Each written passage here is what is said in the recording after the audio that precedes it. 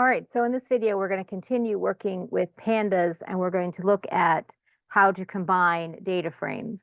Now, in a previous video, we looked at how to use SQL as, to join data frames and things like that. And one of the functions we used was the merge function.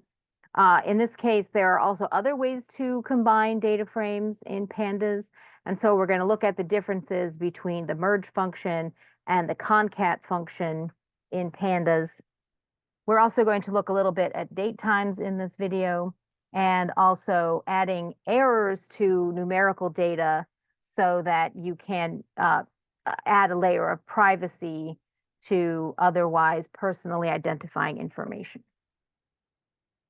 All right, so let's start by importing our pandas package. Two of the files that we're going to be working with here are going to be files from the database that we built in the previous video.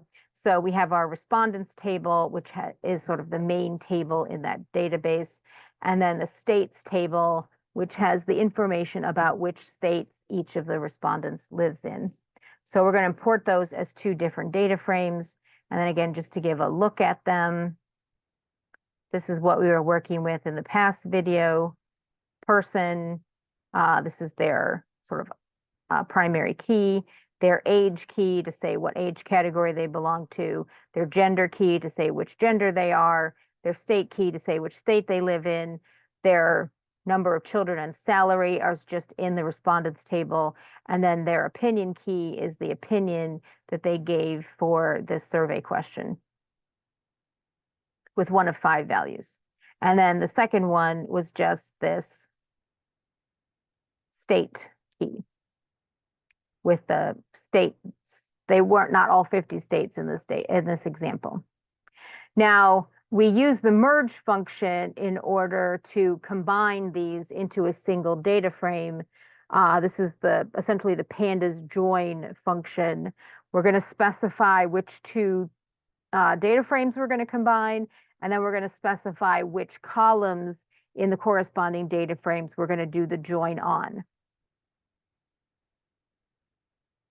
And then we're going to look at the result. And so what we can see is that the state key was replaced with Texas, and 8 was replaced with Ohio, and so forth.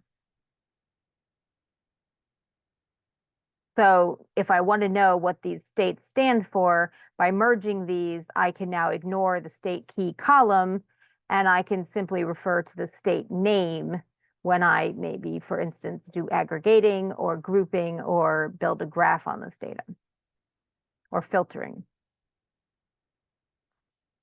Now, I can also, as we saw with the merge function in the previous video, we can do other kinds of joins, left joins, right joins, outer joins, inner joins, etc. So we can specify this how operation. Now, in the example that I'm using, there are no states in the list that do not correspond to keys in the data. So all of these are basically going to get me the same information every single time for this particular example, because it's a well-formed result.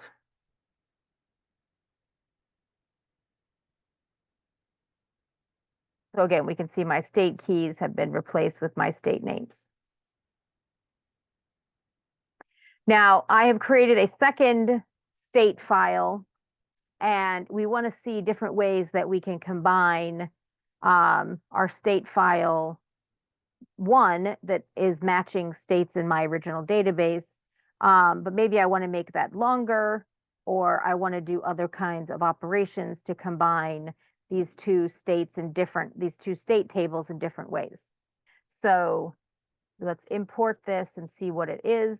So these are 10 additional states that I want to add to my state table. So one operation that I can do is called append. And what essentially this will do is it will tack this list of states onto my data frame that I'm appending it to. Now, we can run this and see what it does. There's a warning here. We can ignore the warning. We're going to use this concat function that it's mentioning here in a second. So, but what this did is it tacked on it. So it took my original 10 states and it added on 10 more at the bottom. Now, another way that we might want to add information to my states table is by adding capital cities. So, for instance, these are the capital cities of the states that were in my original state list. So if we go back, not that one, the one before that, here, the capital of Arizona is Phoenix, California is Sacramento, and so on. Virginia is Richmond. So this list right here, these are the state capitals that go with the state keys. Now, if I use the concat function between my original state table and my state capitals table, then the default, what it's going to do is it's also going to tack this on the end, but my table doesn't have, my second table doesn't have a state name, and my first table doesn't have a state capital. And that's not really what I want.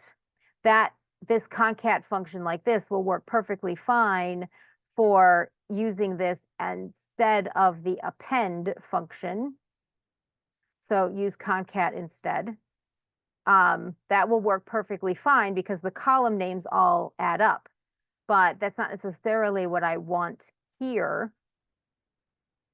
because I want them to line up with the corresponding state names. So what I can do is I can specify the axis equal to 1.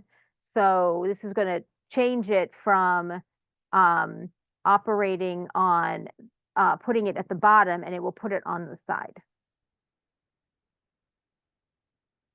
So in this case, the concat function, again, they're putting these tables, these data frames together.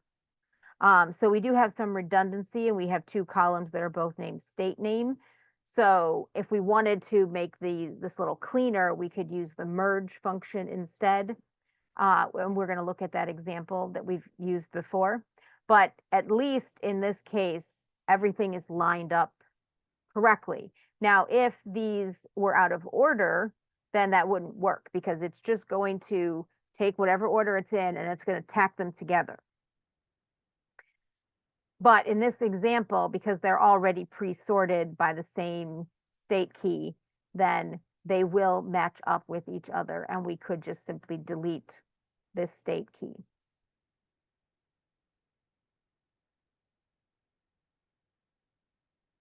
Now, if we use the merge function on state key, then that should take care of this duplicate state key column and produce the same results. Now, it's often the case when you are merging data, when you're working in data science, you take data from different sources, not necessarily in a data frame, but just data from different sources, and you want to merge that data together into a single file. And whether you tack them on the top or you tack them onto the side is going to depend on, or merging them in like a traditional join operation is going to depend on the kind of data that you have. So for instance, if you're taking, say, congressional district data from one Congress to the next, then all the information on the location and the states and things like that, that should all line up. The properties that you're looking at, you might want to just tack them onto the end. On the other hand, if you're looking at maybe say from an election to an election, then how many votes were in each category, then you may want to tack them onto the end, or you may want to tack them onto the side as additional information about an individual congressional district. So exactly how you merge these tables is going to depend on exactly what information is in the tables and exactly what you want to do with it in the future. Now, we have talked a little bit about plotting in previous videos, and so I wanted to include here some color palettes for additional plotting. You can experiment with these when you are doing different kinds of visualizations. We saw some examples of this for like the heat map and things like that. But always when you're doing these analyses, you want to produce graphs because graphs are easy to interpret, and having some alternatives for plotting different kinds of data. Just because we've looked at them doesn't mean those are the only ones that are out there. And so there are some additional color brewers, palettes that you can import, and then also different kinds of libraries. It's not just Seaborn and Matplotlib. In the future, we're going to look at Plotly, and there are just so many other packages out there. Particularly if you're coming from R, there's a ggplot library they've been developing, and so there are other ways to do plots in Python besides just the ones that we've been looking at. All right, the second half of this, we want to talk a little bit about dealing with datetime functions. And datetimes are sometimes one of the most notorious things that we have to deal with in dealing with data science, because often datetimes get imported as plain text and not as datetimes. And so we have to do a whole bunch of cleaning and converting in order to make things useful for us. Even if they are imported as datetimes, we still may then need to do additional pre-processing in order to get things like the month separated out from the whole datetime string, or the day of the month, or the day of the week, or other kinds of information we might want to extract in order to find patterns in the data. So we're going to use this datetime function, and we're going to play around with some of the operations that are available for us to process the datetime data. So in this case, we're going to extract the time that it is right now as I execute this. So as I'm running this right now, it's March 2nd, and it is 2:38 and a whole bunch of milliseconds. Now I can extract from this date the year, and I can put it in a particular format. So the x.year is extracting the year of my now function when I ran it.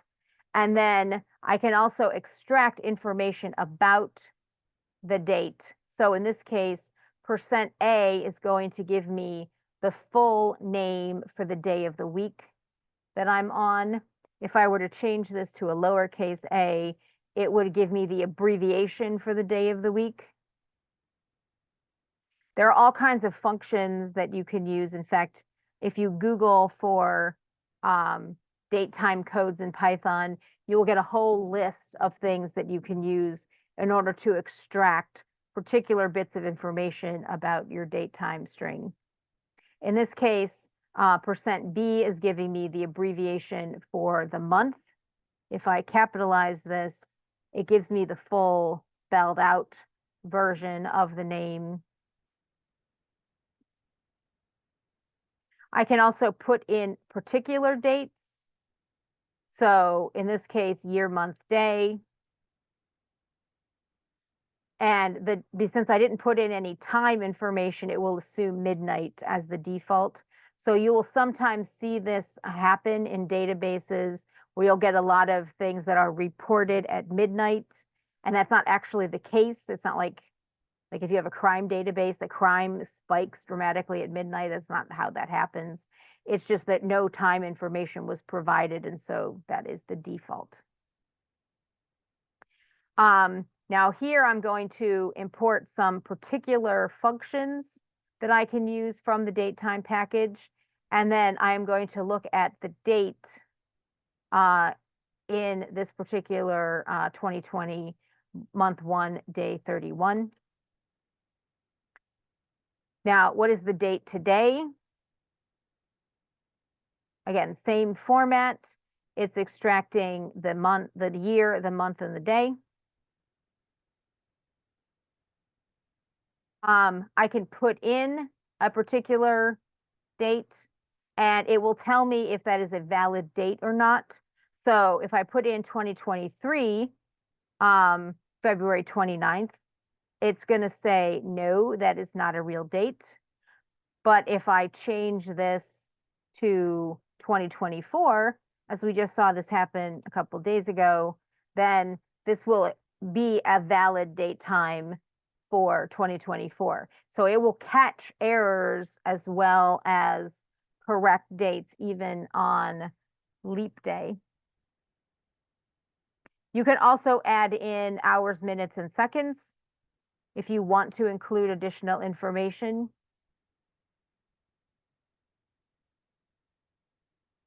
You can also use the date time now function to run it at different points in your code, and it will calculate how long it took between the first execution and the second execution.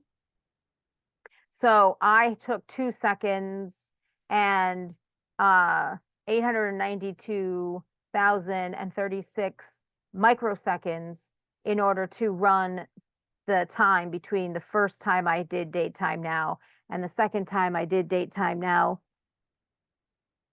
So that difference, it will calculate the time difference between those. And then I can also change the format of my date strings. So this is ISO format is again year, month, day. And so this will extract from this string. This is because it's in quotation marks, it's just a string. It will extract that as a year, month, day format. If my dates are in different formats, for instance, month, day, year, like we do in the United States, with some sort of time next to it, again, this is a string. What we can do is we can specify the format string that we want it to follow. We're telling it the month is provided, followed by a dash, followed by the day, followed by a dash, followed by the year, the full year, not the, if this was a lowercase year, it would be just 2 digits, but followed by the full 4-year year, then a space, then the hour, then the minutes, and then the seconds. And so this allows me, if I put the string and the format into my strip time function, it is going to convert the string into a date time string. And again, you will want to have references to these, the date time formatting codes in order to be able to extract this kind of information from your text strings.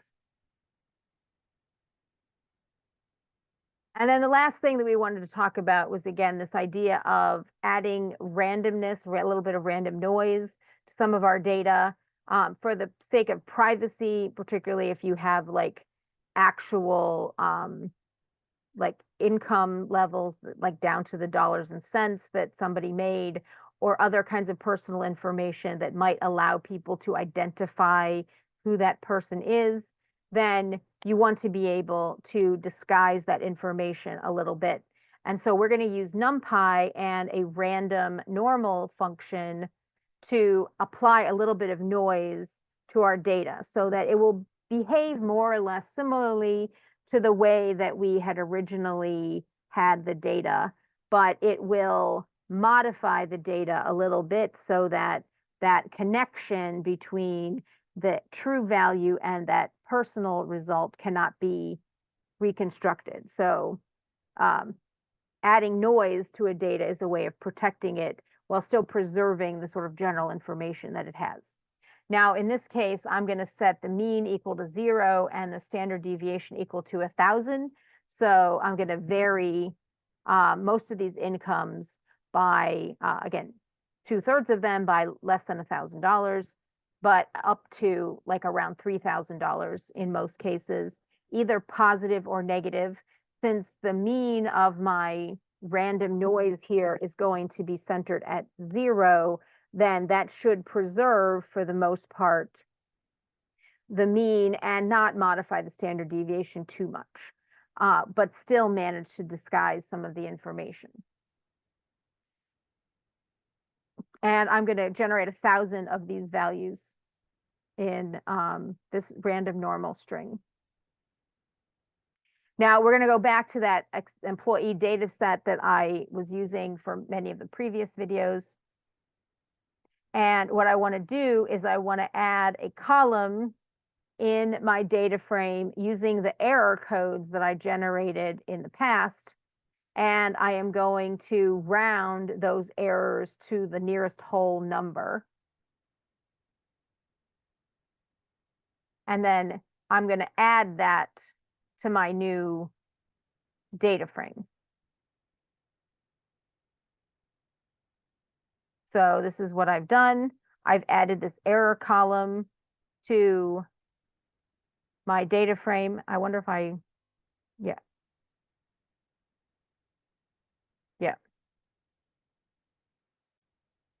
My salary and error.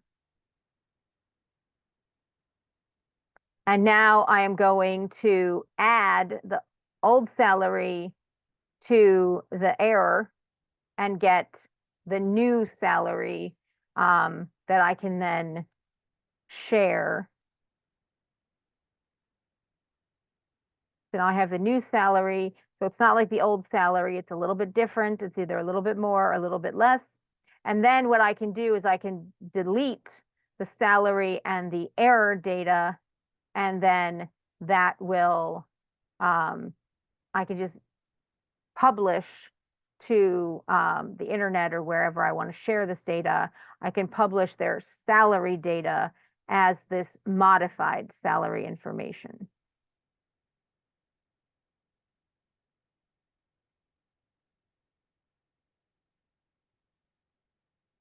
So that's one way of adding privacy to your data and still preserving the behavior of your data.